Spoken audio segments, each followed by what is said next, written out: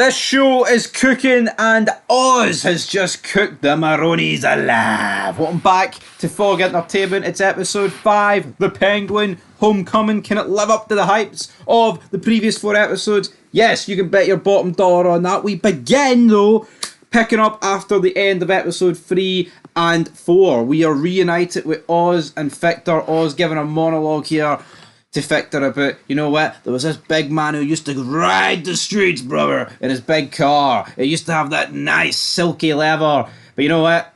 Now that's me, and this car, that loyalty you've got, it's worth 100 Maseratis.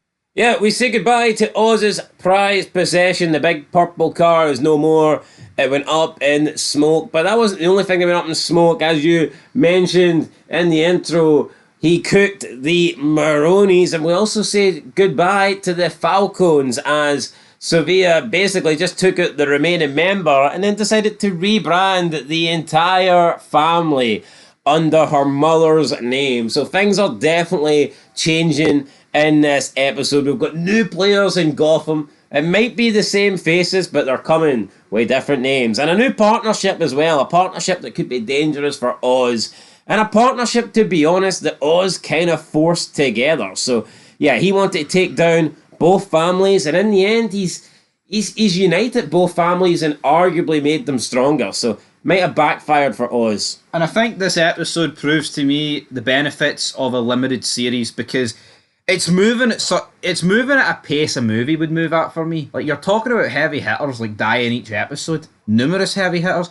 If this show was going to go 5 seasons, there's just no way, like, 75% of these people would be dead. Do you agree? Oh, absolutely. And that's why a limited series for me, if it's done right, can be great. So far, this just feels like it's going to be an 8-hour movie. Yes. And I have no complaints. Yeah, you may as well go balls to the wall. You may as well go all out. But we are... But we do see, speaking of balls to the walls, we do get a bit of backup for Oz for the first time in this series. We see a bit of Oz's crew here, and it's not just Victor. He's actually got a couple of guys. 3 guys, I think, in total. You're not made men. You're just a bunch of jobber men. But you know what? You don't need made men. There's a lot of non-made guys floating about here. We can't punch made men, so if you can't punch them, you certainly can't kill them. They're expendable, but they're willing to work for Oz, and I like this, right? Because I'm not saying these 3 guys are introduced, right, by any means are any good, but you need bodies behind these 2. Victor by himself can't carry the squad. And 2 people's not a squad, it's a duo. Yeah, Oz explains what they're going to do next, and they're going to capture Salvatore Maroni's son, because the idiot was dumb enough to put up his location on TikTok, and it turns out that he's getting a tattoo right now. So they plan on taking him out. The police are at the Falcone family household. Sofia gets questioned by an officer, or I say officer, he was like head of the department or something, police chief. Chief of police. Police chief, and Chief of the squeaky voices. it sounded like he smoked, I don't know, 80 a day. He had a really weird voice. He sounded like Wheezy for Toy Story too. Yeah, his voice box was giving up on him, but You got a friend in me. he started grilling Sofia about was she responsible. She then says that, Johnny Fite is not here, and, he got into an argument with her uncle. So I don't know if at the beginning I thought maybe she was trying to put the blame on him, but it turns out she's actually got him chained up underneath the house, and he's there pretty much naked, freezing, and she wants answers. She wants to know where her father kept his money, and if he doesn't tell her, then he's going to die, cold and alone. Yeah, I mean, getting freezing cold water poured on you in the basement in New York, which looked pretty cold at this time of the year. Not ideal for Johnny Fate, but, he's not going to give her anything. I guess he was right here, because he's like, you're just going to kill me anyway. But then he goes on about her mother. That pisses Sofia off. He's like, your mother was my cousin. I loved her, but I'm actually the one that acquainted them. Your father and your mother. But, see, Carmine, I feel like once we finish this, we'll probably need to watch that Batman movie. Would you not agree? Probably, possibly. Because I feel like that Maybe. if Johnny Fate and like Sofia and all are in it, I feel like it'll add so much more to this, but And then you're getting Batman 2 that's coming out in 2026, which is, obviously going to follow the offence of this series. yeah, so obviously there's a lot, so you'll need to watch it, but to piece it together. But as for Johnny Fitty, did you buy this, what he was saying about her mother, or do you think he was just trying to spin a web of lies to survive? Well, her mother was his cousin, I guess, but he didn't really do anything. He just fell in line, didn't he? Yeah, no, he was the goddamn underboss, Johnny. He was so upset that Carmine killed her that he decided to be his underboss for years and years. For like 20 years. And went along with the lies that Sevilla was crazy and was killing all these women. So Johnny Feety's just trying to save his own Johnny skin. Fitty made his bed, right, so he may as well lie in it. Just trying to save his own skin at this point. Yeah, and we were kind of wondering what happened to him, but we'll get to that a wee bit later on. But as we've discussed, Taj, he's been kidnapped. Yeah, so they go in, they get him pretty quickly, just go into the tattoo shop. He tries to make a run. Victor manages to take him down. They then abduct him. They hold him hostage. And Victor at this point just gets told, here, you go and look after my mother, and me and my guys will handle this. So, I mean, you could say that Victor's been blown off here by Oz, or you could argue that Oz trusts Victor more than he does anybody else to keep his mum safe. So, And I think he knows that Victor's not... He's not the greatest with a gun. I would trust the other three in front of Victor. well, we don't really know who the other three are. No, we don't, but Oz must. You know what I mean? And that's what I would say. I thought this episode was good, but I think the scenes with Victor and his mum, I feel like they weigh down the episode. It is Livia Soprano 2.0. Yeah, so we have that. Then we get Oz visiting Salvatore in prison, and he wants to make a swap. Nadia says, our son's not a bargaining chip, he's not a pawn. But Oz disagrees, and he says, you'll do anything. Maybe I took the wrong person, and he looks at Nadia, and this pisses Salvatore off. Oz says that nothing's going to happen to him as long as they give him back his mushrooms, his shrooms. Give me the shrooms for your son. Seems like a fair trade. Discuss details. Oz then walks away, but then he speaks to a prison boss and basically says 11. The guy there beside the red jacket lady, 11 stab him. Yeah, and there's a bit of a handover of cash there, so Oz obviously trying to take out Salvador. Later when they go for the meet, Oz brings Taj, and Taj is soaking wet. I mean, originally you thought it was maybe water, but somebody called it gasoline. I believe it was you. It was me. It was you. I mean, maybe Nadia had a blocked nose. Would you not smell the gasoline as soon as this guy gets out the motor? You would think so. He then goes over. Nadia's got a couple of men. It's an ambush. They start shooting at Oz and his one guy. Oz only took one guy, but turns out he only needed one guy. This one guy fires back. I thought he was destined to die here, but he actually takes out a couple of the shooters. And then Oz, in retaliation, lights a match and sets both Taj and Nadia on fire, and they burn to death.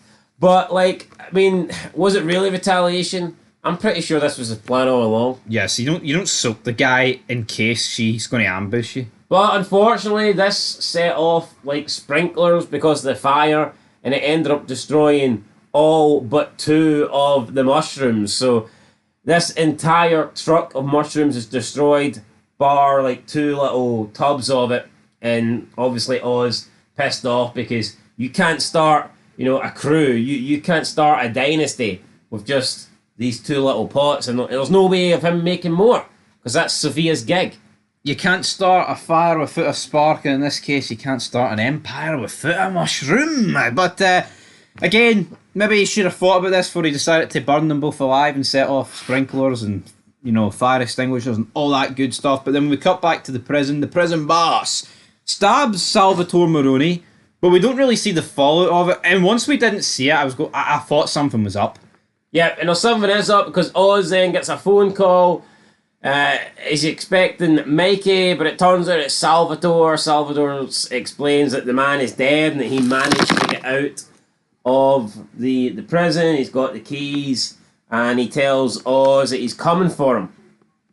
Yeah, he's coming for him, and at this point, Oz, it's pretty much backfired in the worst way possible. You tried to get the guy killed in jail, and you actually got him released. You got to question the the security at Gotham State. I believe Salvador said something like, "I'm going to fry you." He's like, "You're cooked," and then Oz was like, "Hold on here, you're cooked, mate, because your wife's cooked." You should have gone to Specsavers too, Jeff. You should try calling your wife. At the Falcone estate, we then get a visit for Sevilla by Dr. Julian, so he's back. I kind of thought he was maybe going to be gone, but he basically says that he's seen how Sevilla killing her entire family has like released her, and it makes her feel good, and he wants to feel good too. He wants to join her. Is he a new part of this Gigione family? He wants to come to the dark side. We then see Sophia put on her mother's like fur coat, and she's now going by the name Sophia Gigante rather than Sophia Falcone. It turns out that Fite's still alive though, and Fite's got all the members of the crew, and she wants them now to work for her. She says that Fite's the only guy here that's a made man. None of the other guys are made men. None of the other guys' names are even known. And that, they basically made her father rich, but they didn't profit. They didn't have any success. They didn't benefit from any of the money. But she's going to change that. And she's going to start by changing the name. And she's going to put an end to the war with the Maronis. Fite doesn't agree with this, and I mean, he says not to make any rash decisions, but Sophia makes a rash decision and just casually shoots him in the head. Yeah, I mean, a brutal death for Johnny Fate, but I mean, that's just the way the mob works. So it's like, I mean, it ain't communist fucking Russia at the end of the day. It's like the boss is going to make the most money. I think this guy was... What do you mean the boss is going to make the most money? The boss is always going to get the most money. You know what I mean? The cream rises to the top. The wee Diddy men working are always going to be... Well, that's not why he got killed. Yeah, I know, but I mean, that's her logic at the end of the day. Like, you know what? Fuck it, I'm going to give all this money away to all you guys, because you're the guys that built, you're the ones that did this hard labour. But Johnny Fate, man, I knew. See, once you said the line, like, he's the only made guy here, I was like, well, he's going to be the only dead guy as well here in about 2 minutes' time. And he was. You think he was dead no matter what? Yeah, I think she was... Yeah, I think he was, Or you think she was using him as an example? Aye, pretty much. Getting rid of he was like the last of the old guard. Aye. Like, new era. We're not the Falcons anymore, we're the Gigantes. I mean, she was putting her mother over something fucking incredible. So you don't think it's because he was trying to, like, stop continue the war? Well, no, but he was basically speaking down to her. Well, I mean, she is a loose cannon, to be fair. I mean, but so nah. you think if he got in line, he'd have still been shot here? Yeah, but I think she knows he wouldn't have got in line. Oh, I mean, it would have went against her case if he started kissing her ass and be like, right, you listen to her, we're all going to shut up now, and you know what? That's the new name. We're the Gigones. We're not the Falcons. I'm going to do everything she says, and she shoots him. Gigantes, Gigones. Great. Well, I'm pretty sure it was because he was trying to challenge her. Well, maybe it was, right? But I think he was a goner either way. She then opens a duffel bag full of Carmine's cash and just throws it on the table and basically tells everyone to help themselves. And everyone just scrambles for the money. Yeah, but it's like, say she didn't kill him. What would he have done? The made guy helped make this money. Yeah, probably feels like he deserves it more than a lot of these guys. I don't know, it would look a bit pathetic, I think, if a made man was... crawling through a duffel bag, looking for loose change. Don't know if she needed to dump the money into the blood, though. I mean... Money. And the first guy that picked up some of the bundles, I mean, he went for the money. He went for the money that was soaked in blood. Aye, so yeah, Sevilla also just casually told these guys it was me. I killed my family, and it was great. I loved every moment of it. Yeah, and once she said this, it was like, yeah, Johnny Fee's gone here. This guy's getting no chance of surviving. Yeah, I love the way she just came out with it, and just revealed to everybody casually as if it was no hiding around the fact this is what I done. Well, guys, I went for a walk the other day, It's Nash. I killed my family. I killed my family, owning that shit. And I would do it again. So we see Fite's death, and then we get Nadia dying and Taj dying. So, a lot of people dying here. And you're getting major characters getting dropped every episode, which is really good. Fick then takes Francis to the ruins of Crown Point. And, I mean, this part of the episode, I think, was pretty low. Oz visits Eve and she refuses to go with him. Eve is just like, bit on the side. his alibi, his woman. It's bit on the side, but he doesn't have a main bit. Yeah, so I don't really know. But He must just order sides when he goes to McDonald's. Yeah, No main course. We then get Sevilla. She turns up at Salvatore's house, and I mean, some of her crew takes out, I guess, Salvatore's guards. I mean, just kind of kills them, I'm assuming, because you hear gunshots. Yeah. But then instead of killing Salvatore, she offers an alliance in that she says Oz would want me to come here and kill you. He wants both our families to get taken out. Well, here, most of your family has been taken out, and I'm officially changing my family, so why don't we start a new partnership between the Maronis and the Gigantes, and they can work together to kill Oz and then take over Gotham. And Salvador, I'm assuming he accepts this. We don't really get to see his... I mean, it's a win-win. The war gets put to bed and he gets to kill the guy that just killed his wife and son. Oz then arrives at the safe house. He has a little hug with his mother.